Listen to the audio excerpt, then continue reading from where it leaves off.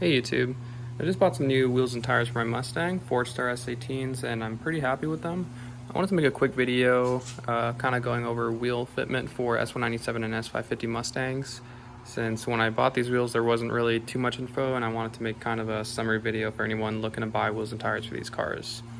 Buying wheels and tires for these cars is a little bit different than Japanese cars or European cars because they really don't like wide wheels or concave wheels, and it's pretty hard to kind of distinguish between the different wheels and tires available in the market because there's so many different factors.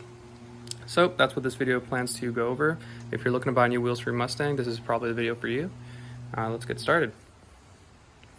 So first of all, one of the main things you want to consider is whether you want to buy a staggered or a squared setup. Basically, the two mean if you want a squared setup, that your front wheels are going to be the same size as your rear wheels. And if you want a staggered setup, it means that your front size wheels and tires are going to be different from your rear size wheels and tires. I went with a squared setup just because I had a staggered setup before and I like the ability to switch around my tires and rotate them. It's definitely not fun buying tires, so I just wanted to kind of buy them and forget them for a while. So that's the first thing you want to consider. The next thing you want to consider about your wheels that you buy is your wheel diameter. So for s197 and s550 cars, I believe the range of diameter is anywhere from 17 to 22 inches. What that means is the physical diameter of the wheel. So this is a 19-inch wheel, so it's 19 inches in diameter. You can fit anywhere between a 17-inch to a 22-inch without body modifications. Usually people go for 20-inch diameter tire wheels, on these cars. That's a very popular size. I went with 19s. It's a little bit smaller, in my opinion. It's the perfect size. It fills out the fender really nicely, but it's also not too big. So that's also another consideration you want to go with. So after you decide your diameter, it's going to come time to decide on your width. So the width of the tire is pretty much how wide it is from one end to the other end. This is a 10-inch wide wheel, so that means it's going to be 10 inches wide from end to end. Again, if you want a staggered setup, that number is going to change for your front wheel size and your rear wheel size. So for instance, if you wanted a staggered setup, you could go with a 19 by 9-inch wheel in the front and a 19 by 10.5 inch in the rear, something like that. Square just means it's all going to be the same, so all around it's going to be 19 by 10 for this car. You can go 19 by 10, 20 by 10, 20 by 10.5. Really all depends on what you want. The reason you want to change that is because depending on what tire you want to fit on your car, you're going to need different size wheels. So in my case, I have a 19 by 10 inch wheel, and that will fit a 275 tire pretty comfortably. I believe the range for a 10-inch wide wheel is anywhere from 255 to 275. There's different calculators. I'll link one below. There's whole tables that you can see. So for instance, if you have a 20 by 11-inch wide wheel, you have a certain tire size that you can fit on there. So after that, the most important step is coming in, which is determining your offset.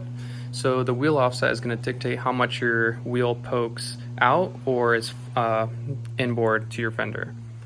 Basically what the offset means is how much the wheel is offset in millimeters from the center line of the wheel. So these wheels are a 19 by 10 plus 35 offset, meaning there's 35 millimeters of offset, positive offset, from the center line of the wheel. What that does is it pushes the wheel inside the fender, and that's a calculation that is different for every single wheel and tire size. So I believe the rule is for each additional inch of wheel that you want, you have to add plus 13 millimeters of offset. So for instance, again, this is a 19 by 10 plus 35 millimeter offset. If I wanted to go to a 19 by 11 inch wide wheel, you would add plus 13 millimeters of offset, 35 plus 13, 48 millimeters, I believe. So plus 48 millimeters, that would push in the wheel a little bit more, since when you increase the width of the tire, you're actually pushing the wheel out more. And there's a bunch of different resources you can use to find the perfect offset for your width wheel. So the cool thing is, if you increase the diameter of the wheel, so for instance 17, 18, 19 inch wide or diameter inch wheels, the offset will be the same. That doesn't change as you increase the tire diameter. The only thing that changes is the width of the tire or the wheel. So as you increase width of the wheel, you will have to add offset to push that wheel back into the fender. And again, the goal with this is to find the perfect fitment. So what you want is pretty flush with the fender. My wheels are a little bit cambered in right now, but you can see that you don't want the wheel and tire poking out too much, and you also don't want it too far inboard. You want it just in line with the fender. You can see on this wheel, again, pretty flush almost. There's slight poke, but again, that's the goal.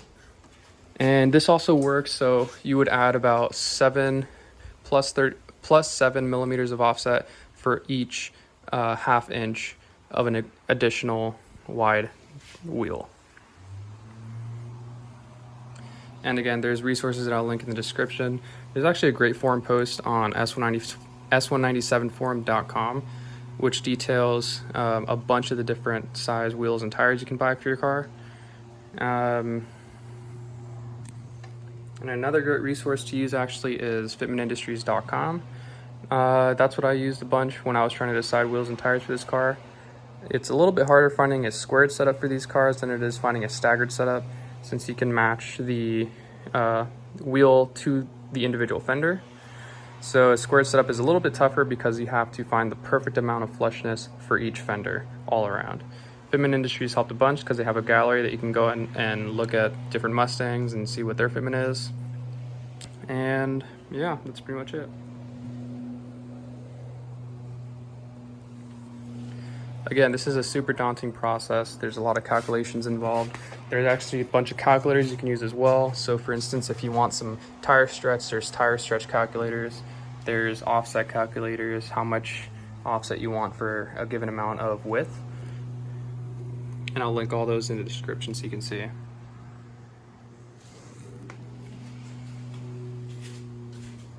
That's pretty much it. If you have any questions, leave them in the comments. I'll go ahead and answer them. Again, in the description, I'll link some forum posts you can go through and kind of decide what you want for a wheel and tire setup. Good luck.